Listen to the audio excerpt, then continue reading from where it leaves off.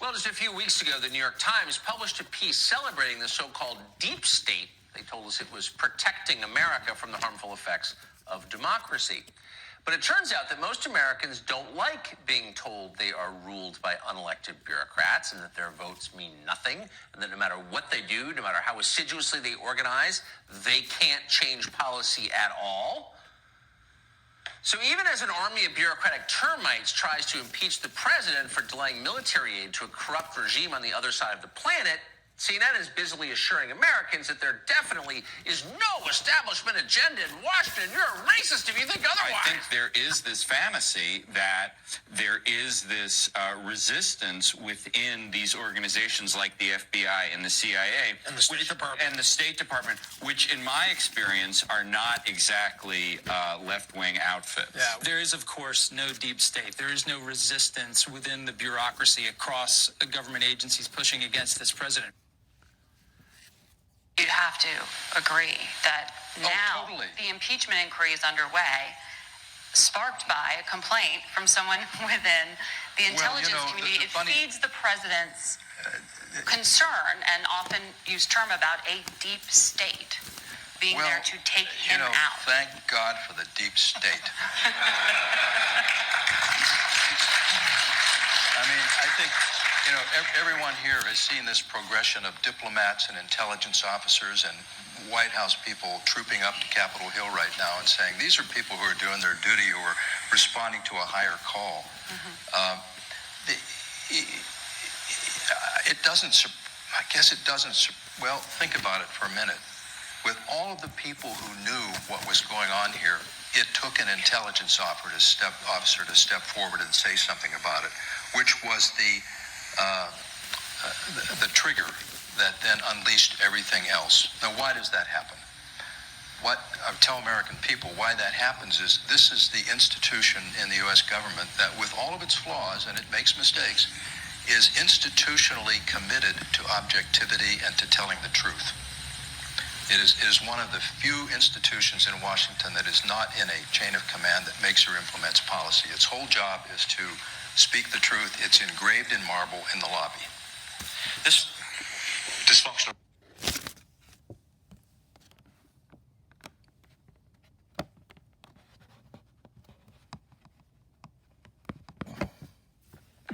That chemical, what if you drank it? That's like saying, what if I swallowed a tire? You want to be... There's no deep state. There's no resistance. Everything is totally on the level. What are you watching? What does it mean when people tell you lies that are so implausible that they must know that you know that they're lies, even as they tell them? What is that about? I'll tell you exactly what it's about. What you're watching is the people in charge losing control. Why? Because the internet. For all the downside of the internet, the upside of the internet is you really can't control all the information on the internet. And so the average person knows more than ever before. And so people like the ones you just saw on the screen, who have had basically a monopoly on control over this country for a very long time, all of a sudden are losing it. And they're panicked. They're freaked out. And so they're redoubling their efforts to lie to you, to clamp down on speech, and to, above all, make sure that you shut up and stop asking obvious questions. Tom Fitton makes a living and improves this country by asking obvious questions and insisting on the answers. He's president of Judicial Watch, and he joins us tonight.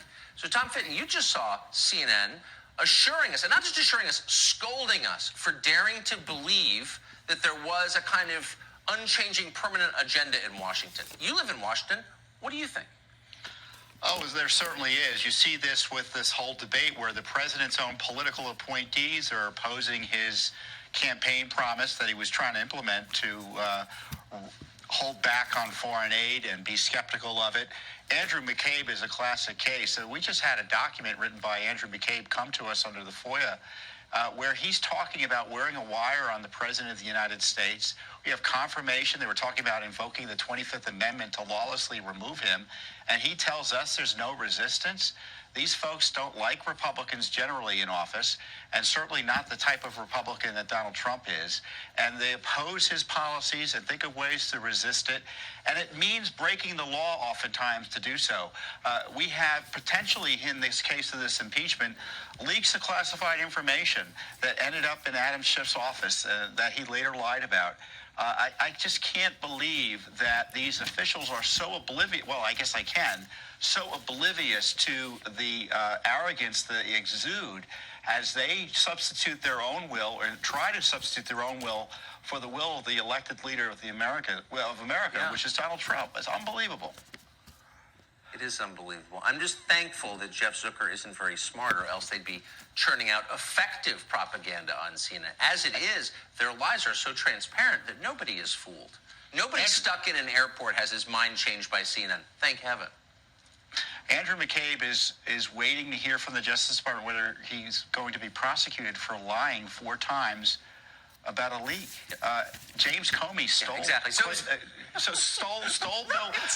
Trump's FBI files to leak them to get a special counsel out to go after him. So now they're paid contributors because we trust them.